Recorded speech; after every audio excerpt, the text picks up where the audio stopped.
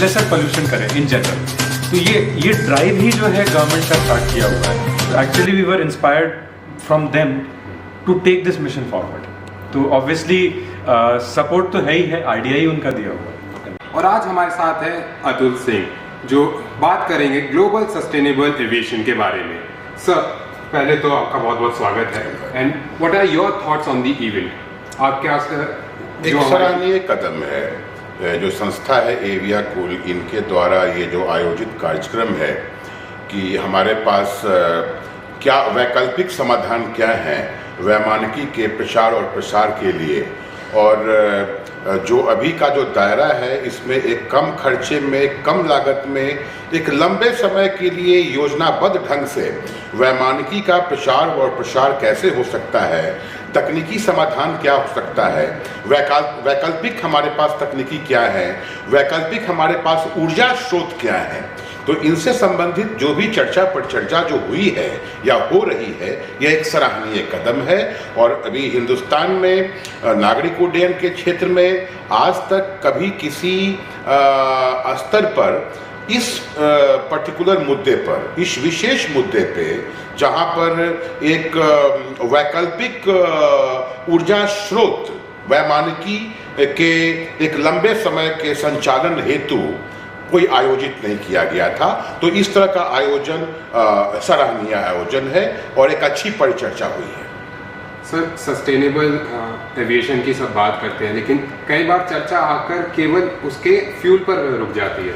लेकिन देखने वाली बात यह है कि क्या हमारे पास और भी अपॉर्चुनिटीज है एविएशन सेक्टर में जहां हम सस्टेनेबिलिटी के बारे में? बिल्कुल, मेरा यही मानना है और मैंने कहा भी है कि जब आप सस्टेनेबिलिटी की बात करेंगे एविएशन में, वैमानिकी में, जब आप सस्टेनेबिलिटी की बात करेंगे तो सस्टेनेबिलिटी को केवल आप ऊर्जा स्रोत या जो फ्यूल सिस्टम है, जो फ्यूल सप्लाईज है या फ्यूल सोर्सेस है, उस तक ही आप सीमित न करें। इसका दायरा बड़ा होना चाहिए और बड़ा होता है। सस्टेनेबिलिटी का मतलब ये भी होता है कि वैमानिकी परिचालन या वैमानिकी की पूरी जो व्यवस्था है, उसमें जितने भी संबंधित जो विभाग हैं या संबंधित जो क्षेत्र हैं, उनमें भी सस्टेनेबिलिटी होनी चाहिए।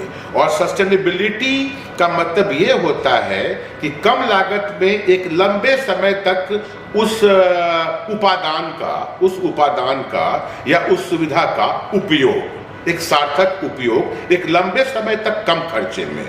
तो केवल इसको विमानों के ऊर्जा स्रोत या अवेलेबिलिटी ऑफ फ्यूल तक ही सीमित न रखकर वैसे सारे चीजों को समावेशित करने की आवश्यकता है जो किसी उड़ान के सफल परिचालन और एक इकोनॉमिकल ऑपरेशन से संबंधित है।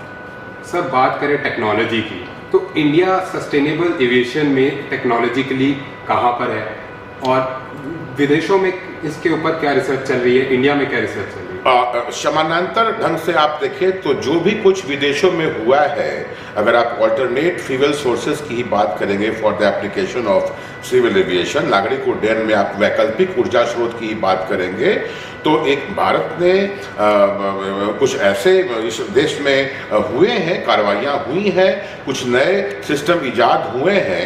अभी आप कॉन्फ्रेंस में देखा भी होगा, Indian institute of petroleum Dehradun ने अभी जो भी कुछ ब्लेंडेड फ्यूल का जो निर्माण किया है, and a lot of flight operations took place where आपने देखा है कि 40% पूरी ऊर्जा क्षय जो भी जो ईंधन है, ईंधन क्षय का 40% जो है वो एक वैकल्पिक स्रोत से आया है।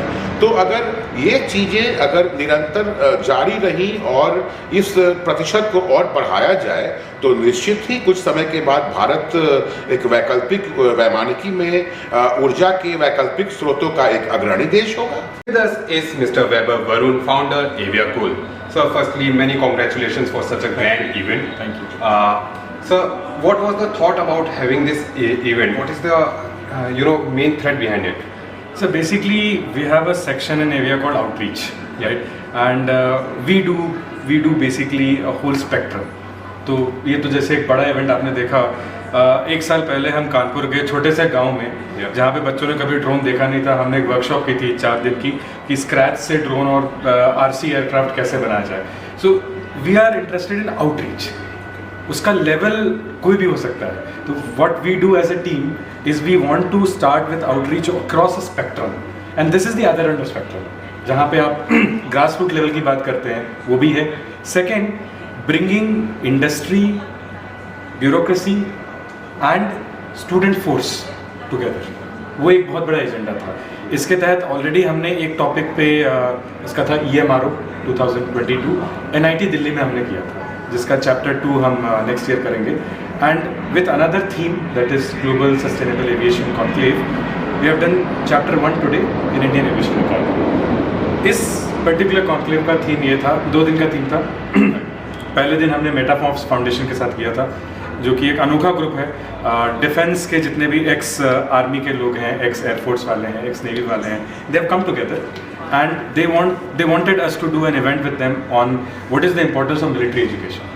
कि बच्चे को कर्नल और मेजर जनरल में अंतर नहीं पता होता, right. It's something very basic, you know, forces who are doing so much of our country, और हम कौन जाते हैं to the topic where startups are working on different technologies, but वो technologies are they relevant to defence, right? That was our first day.